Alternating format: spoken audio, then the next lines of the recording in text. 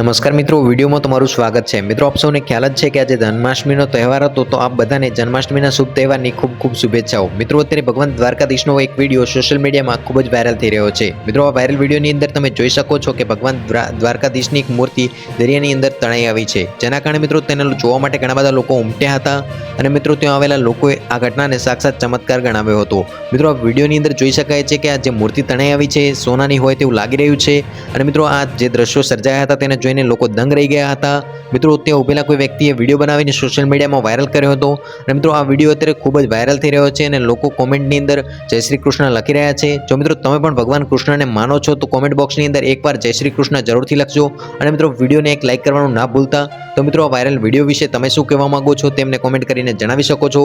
મિત્રો, આ વિડીયો અત્યારે સોશિયલ મીડિયામાં વાયરલ થઈ રહ્યો છે। આ વિડીયો ક્યાંનો અને ક્યારનો છે તે અંગે કોઈ માહિતી નથી। તો મિત્રો અમારા વિડીયો પૂરતું બસ આટલું જ। વિડીયો પસંદ આવે તો વિડીયોને લાઇક કરો, શેર કરો અને ચેનલને સબસ્ક્રાઇબ કરો।